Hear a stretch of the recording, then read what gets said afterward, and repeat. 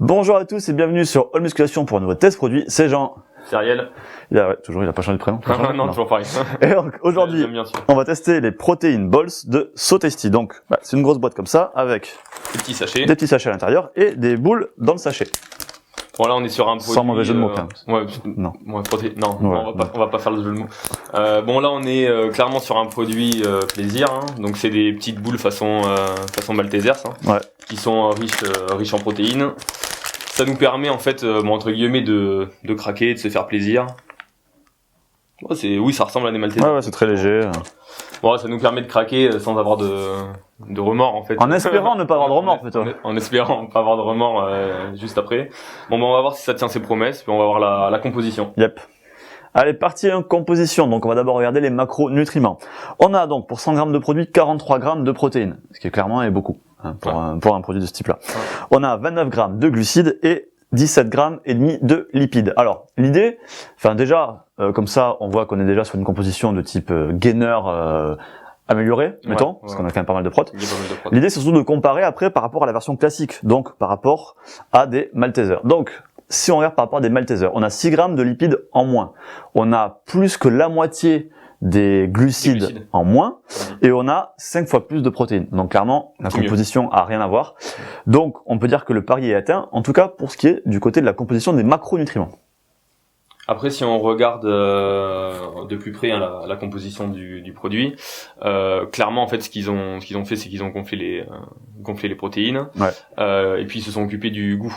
Ouais, avant tout, voilà. Donc on va le tester ensuite, hein, mais c'est des protéines de soja, il y a de la farine de riz, il y a des arômes qui sont rajoutés, de l'huile de palme aussi. Donc c'est toujours meilleur en goût, texture, etc. La texture en fait quand il y a l'huile de palme, c'est vraiment meilleur. Donc on va tester le goût.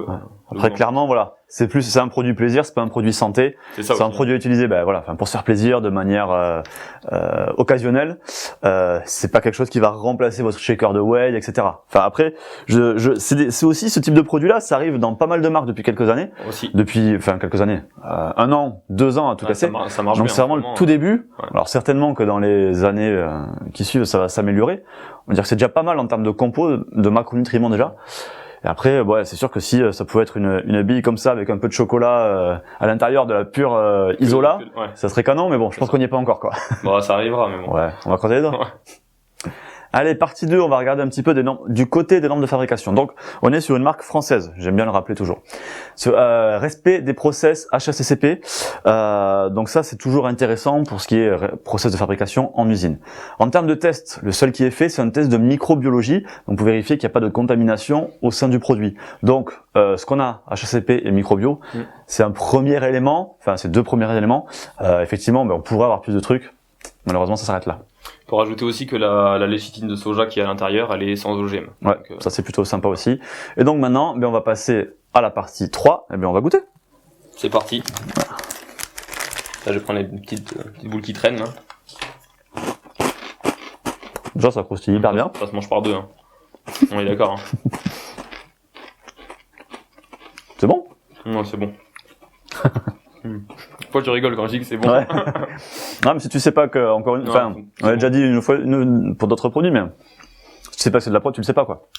En fait, c'est la même chose que sur les barres de protéines, c'est que on sent que c'est un peu plus sec. Ouais, mais plus on le mange, plus c'est sec. Mais ça va, quoi. Le goût est super bon. Il y a un bon goût de cacao, je trouve. Il y a un bon goût de cacao. Il est bien cacaoté. Ça, c'est sympa. C'est bien léger, ça croustille bien. Ouais, ça croustille bien. Non.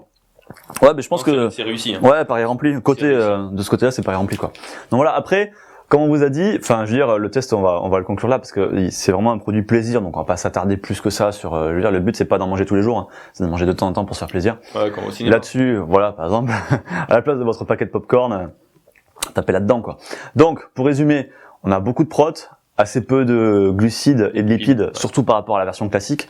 Clairement, la compo, si elle était plus intéressante, ça serait mieux, mais c'est pas non plus le but de ce type de produit-là, mais on peut espérer que ça va s'améliorer dans les prochaines années. Et puis, le goût, il est top, quoi. Le goût et texture, je trouve que c'est vraiment bien, quoi. Voilà, donc maintenant, vous en savez plus sur ce produit. J'espère que le test vous a plu. Si c'est le cas, vous le savez, le petit pouce en l'air qui fait toujours plaisir. Pensez à vous abonner et à activer les notifications. Je vous dis à bientôt. D'ici là, faites-vous plaisir et lâchez rien. Salut.